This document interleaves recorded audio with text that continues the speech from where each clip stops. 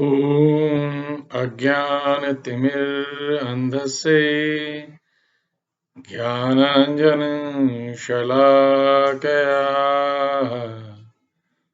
चक्षुरुन्मीलितं येन तस्मै श्रीगुरुवे नमः।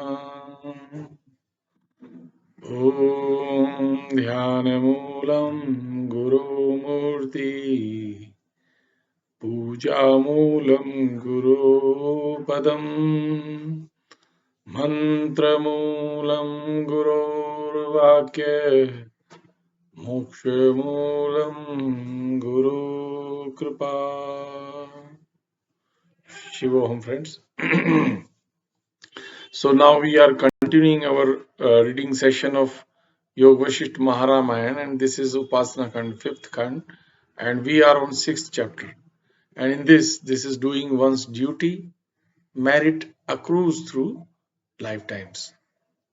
So Vasishtha is saying that, in my opinion, a man is liberated who does his works from a sense of his duty and without any desire of his own or sense of his own agency. Whoever, having obtained a human form, is engaged in act of his own choice with a sense of his own agency, is subject to ascent and descent to heaven and hell by turns. Some people who are inclined to undutiful acts by neglecting the performance of their destined duties are doomed to descend into deeper hells and to fall into greater fears and torments from their former states. Some men who are tightly bound to the chain of their desires and have to feel the consequences of their acts are made to descend from their brutal life to the state of vegetables or to rise from it to animal life again. Some who are blessed with the knowledge of the Spirit from their investigation of abstruse philosophy break through the chains of desire and rise to the state of single aloneness in divine unity. This is called Kevalya.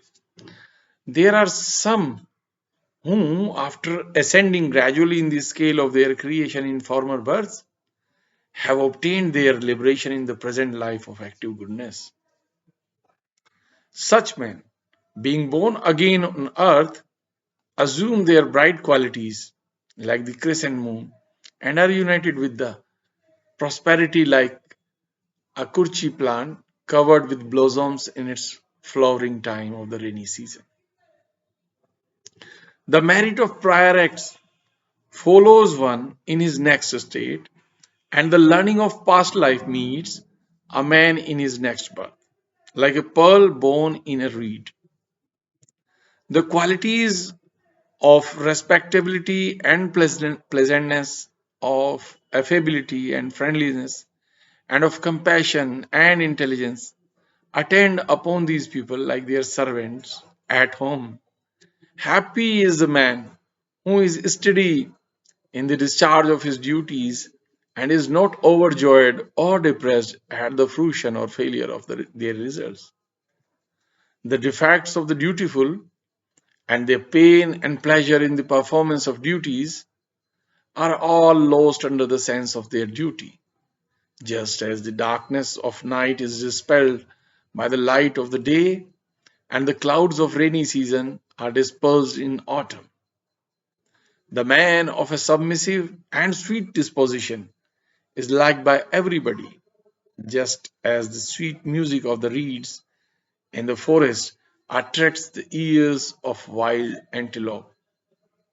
The qualities of past life accompany a man in his next birth, like swallows in rainy weather. Thus, being qualified by his prior virtues, a good man has recourse to an instructor for the development of his understanding, who thereupon puts him in the way to truth. A man with the qualities of reason and resignation of his mind beholds the Lord as one and of the same form as the imperishable soul within himself. The spiritual guide awakens the dull and sleeping mind by his right reasoning, then instills into it the words of truth with a calm face and mind. They are the best qualified in later births who learn first to awaken their worthless and dormant minds, just as they rouse a sleeping male deer in the forest. First, by diligent attendance on good and meritorious gurus, then by cleansing the gem of their minds with the help of reasoning, pure hearted men come to the light of truth and perceive the divine light shining in their souls. So, with this, chapter 6 comes to an end. And in this is very short chapter, and I think the next chapter is also very short. And in two ways to attain self realization, effort and intuition. Now, Vashishji is saying that Ram, I have told you how mankind generally attain knowledge. Now, I will tell you of another different method. Ram, we have two ways that are best calculated for the salvation of souls born in human bodies on earth. The one is through attainment of heavenly bliss, and other by their final blessing of bliss. There are two methods of gaining these objects. One is the observance of teachers' instructions, which gradually leads one to his perfection in the course of one or many births. The second is the attainment of knowledge by intuition, that is self inquiry. The self culture of a partly intelligent being. This is like obtaining fruit falling from heaven. Here, now about the attainment of intuitive knowledge, which is like getting fruit fallen from the sky. From an old tale which I will now relate, hear the happy and holy story which removes the chains of our good and evil deeds, and which the last born man must taste with a jest for their enlightenment, as others taste a fruit fallen from heaven for their attainment.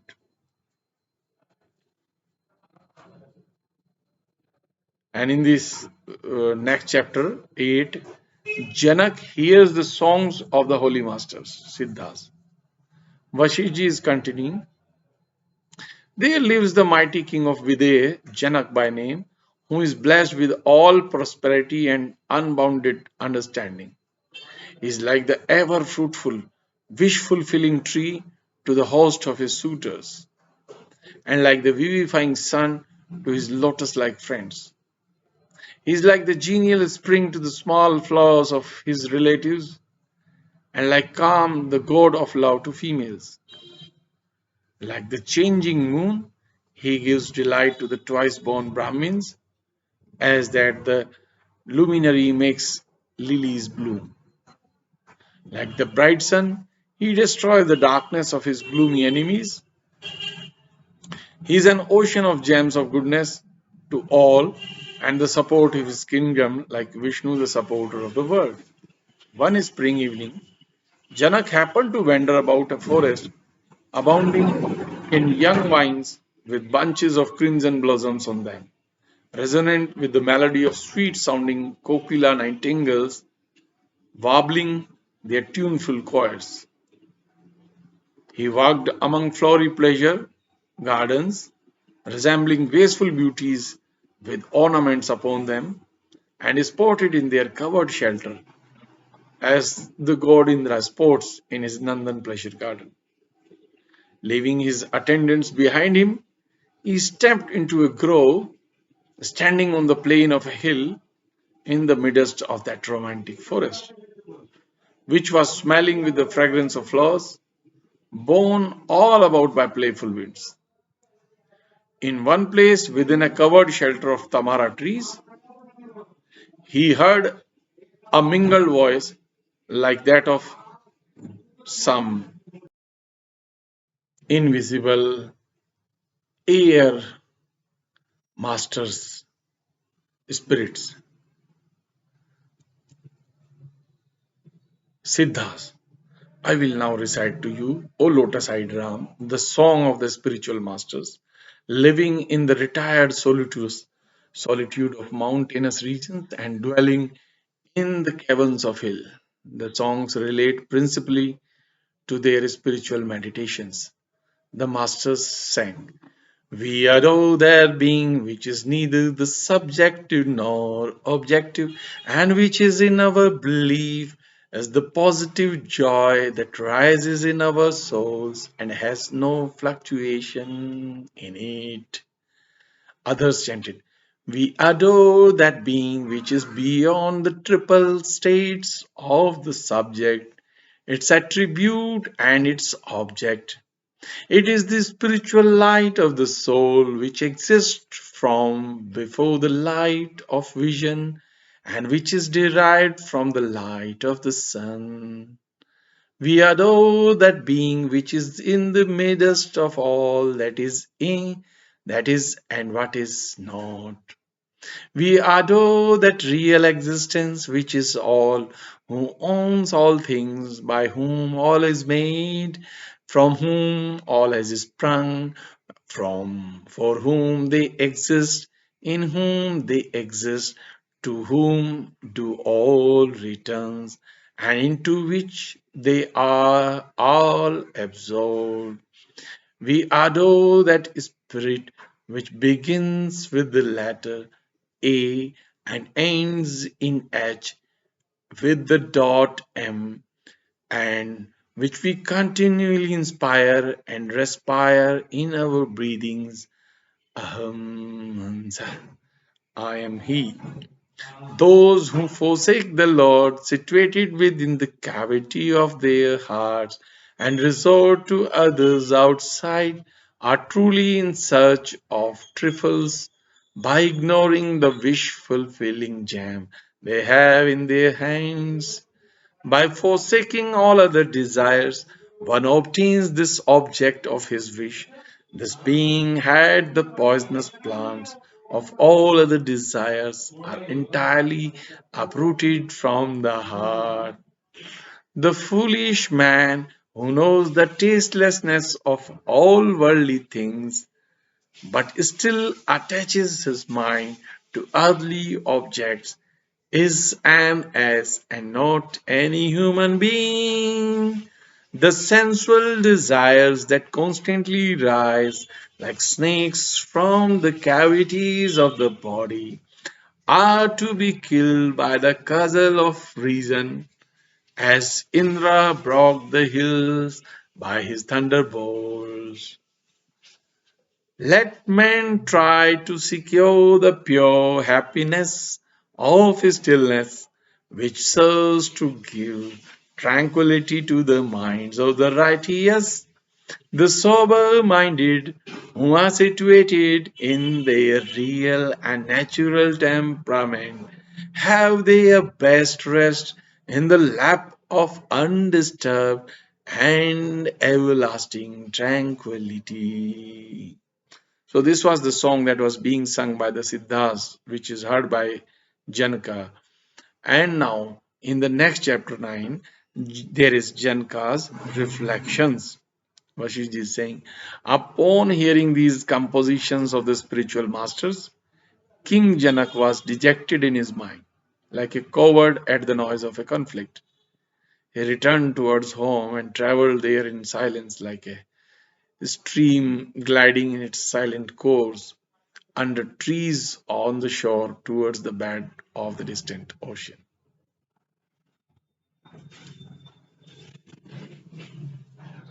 He left behind all his domestics in their respective rooms below and ascended alone to the highest balcony, like the sun mounting the top of a mountain. There he saw flights of birds randomly flying in different directions. He thought how men hurried about in the same manner and mourned their deplorable conditions.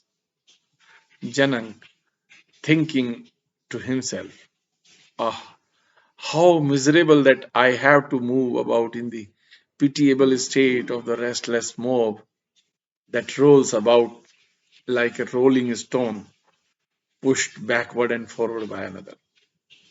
I have a short span of endless duration. allotted to my share of lifetime.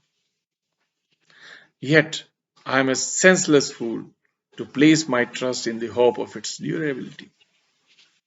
The duration of my royal rule is short, as it is limited to my lifetime.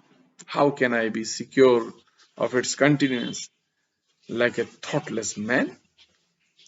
I have an immortal soul lasting from before and to continue even after my present existence. The present life is destructible, yet I am a fool to rely upon it, like a boy believing a painted moon to be real. Ah, what sorcerer has bewitched me by his magic wand to make me believe that I am not spellbound at all? What faith can I rely upon in this world which has nothing substantial or pleasant and nothing grand or real in it? Yet I do not know why the world eludes my mind. What is far from me appears to be near by my sensation of the same, and that which is nearest to me appears to be farthest away. Knowing this, I must abandon outer objects in order to see the inner soul. This hurry of men in their pursuits is an impetuous and transient as the torrent of a whirlpool. It drops them in the depths of their dangers. It is not for the pain it gives to the spirit. Years, months, days, and minutes revolve in the succession of our pains and pleasures, but these are all swallowed up by the repeated retinues of our misery. I have well considered everything and found them all perishable and nothing durable or lasting. There is nothing to be found here worthy to be relied upon by the wise. Those standing at the head of great men today are reduced low in the course of a few days. What worth is there in giddy and thoughtless just greatness that is deserving of our respect? I am bound to earth without a robe. I am soiled without any outward dirt. I am fallen through sitting in this building. I am fallen though sitting in this building. Oh, my soul, how you are destroyed while living. From where has this causeless ignorance overpowered my intelligent soul? From where has this shadow covered my soul's brightness, like a dark cloud obscuring the sun? Of what value are rich possessions and numerous relations to me when my soul is in despair? Like children under the fear of ghosts and evil spirits, how shall I place my any reliance upon my sensual enjoyments, which foreshadow death and disease? What dependence is there on my possessions, which are filled only with anxieties and cares? It matters not whether these friends, the feeders on my fortune, may last or leave me at once.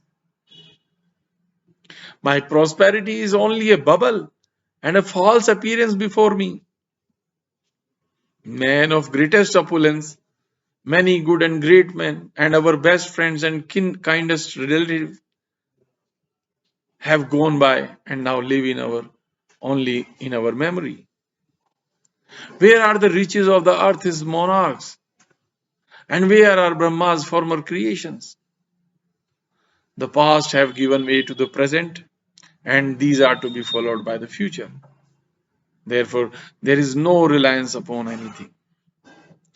Many Indras have been swallowed up by like bubbles in the ocean of eternity. Therefore, expectation of longevity is ridiculous to the wise.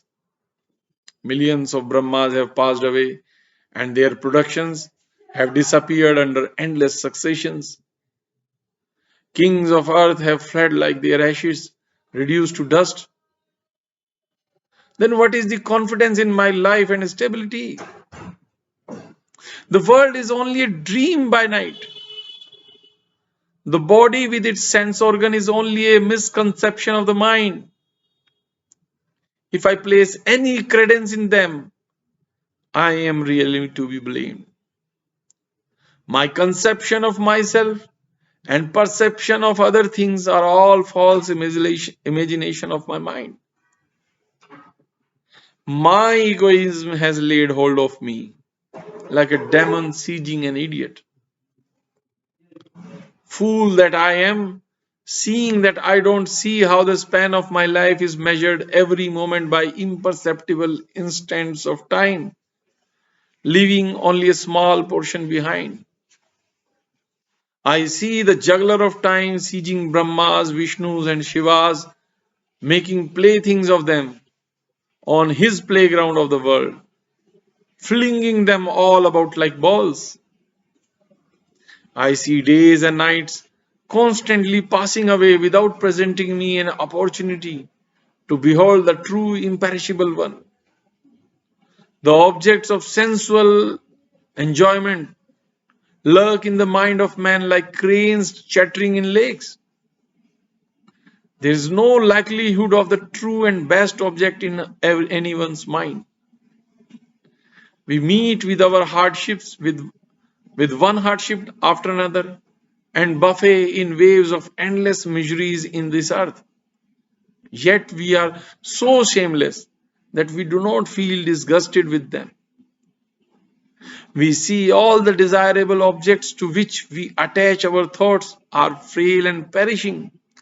Yet we don't seek the imperishable one and our everlasting good in the equanimity of the soul. Whatever we see as pleasant in the beginning or in the middle or in the end, and at all times are all unholy and subject to decay. Whatever objects are dear to the hearts of man are all found to be subject to the changes of their rise and fall. Ignorant people are everywhere inclined to evil acts. They grow day by day more hardened in their wicked practices. They repent every day for their sins but never reprove themselves for better. Senseless men, being devoid of sense in their boyhood and heated by their passions in youth, are never the better for anything. In their later days, they are oppressed with the cares of their families. In the end, they are overcome by sorrow and remorse. Here, entrance and exit are both accompanied by pain and sorrow. Here, every state of life is contaminated by its opposite. Everything is unsubstantial in this seemingly substantial world, yet the ignorant rely on its unreal substantiality.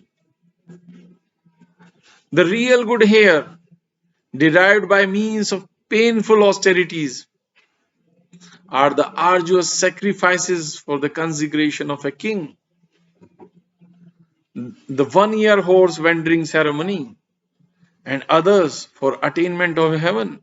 Yet, even heaven has no reality and lasts for only a small portion of a kalp as compared to the eternity.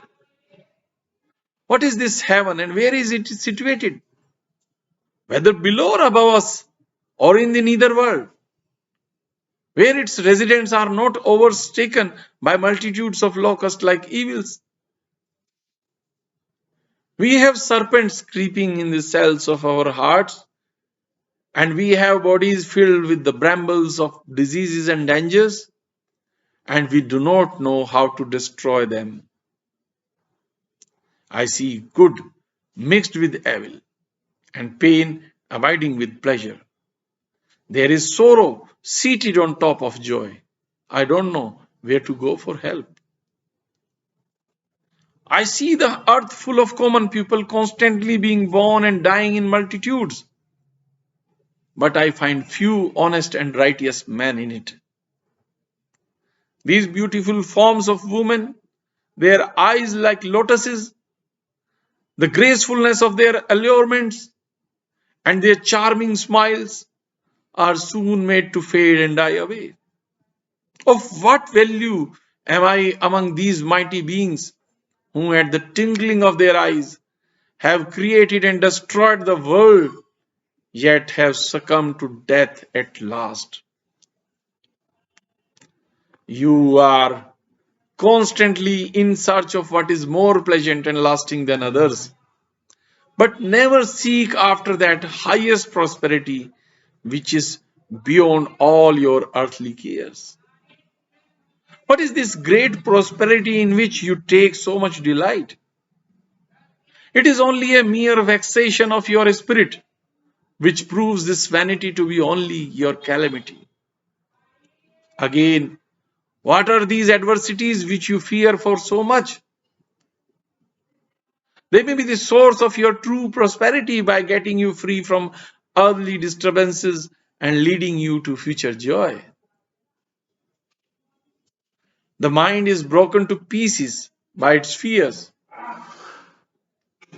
like fragments of the moon floating on the waves of this ocean of the world.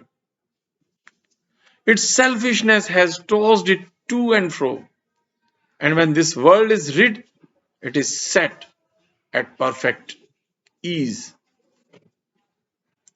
There is an unavoidable fate activating our worldly affairs and activities and accidents.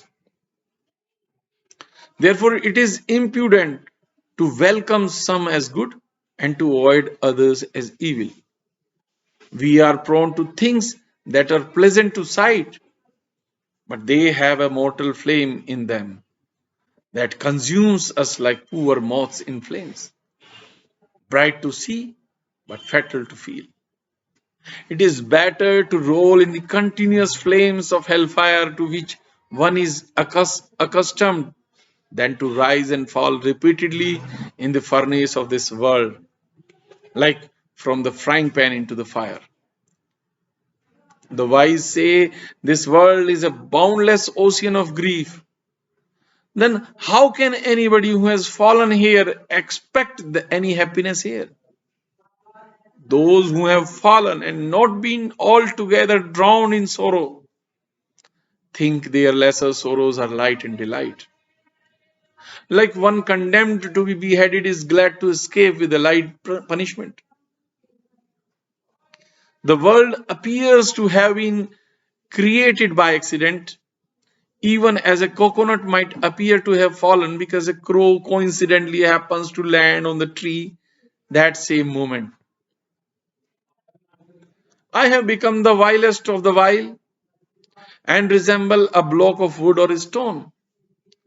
There is no difference between me and an ignorant clown who never has had a thought of eternal concern in his head. The great tree of the world, with its many branches, twigs, and fruit, has sprung from the mind and is rooted in it. It is the conception of the world in my mind that causes its existence and presents its appearance before me. Now I will try to efface this conception from my mind and forget this world altogether. I will no longer allow myself to be deluded like monkeys with the forms of things that I know are not real, only changing and fleeting ideas. I have woven and stretched out the web of my desires and gathered only sorrows and sorrows. I fell into and fled from the snare of my own making, and I am now resolved to take my rest in the soul. I have wailed and bitterly wept a great deal, thinking of the depravity and loss of my soul. Henceforth, I will cease to lament, thinking that I am not utterly lost. I am now awakened, and I am happy to learn who is robbing my soul. It is my own mind, and this is I am determined to kill, because it has for so long deprived me of the inestimable treasure of my soul. For so long, my mind was at large like a loose and unstrung pearl, Now I will pierce it with the needle of reason and string it with the virtues of self control and subjection to wisdom. The cold icicle of my mind will melt from the solar heat of reason. My mind will be confined in the endless meditation of its eternal maker. I am now awakened to my spiritual knowledge. Like these holy masters, saints, and sages, I will now pursue my spiritual inquiries for the containment of my soul. Having now found my long lost soul, I will continue to look upon its pure light with joy in my lonely retirement. I will remain quiet and still in contemplation of my soul, like a motionless cloud in autumn. Having cast away the false belief of my corporeality and that of these possessions and properties are mine, and having subdued my mighty enemy, the mind, by my force, I will attain the tranquility of my soul with the help of my reason. With this, chapter 9 also comes to an end, and I will rest today's session here itself. This is completed with the help of cross grace of Lord Shri Ram, and I pray for his grace forever. And we will meet again tomorrow. Until then, Shiva Om friends.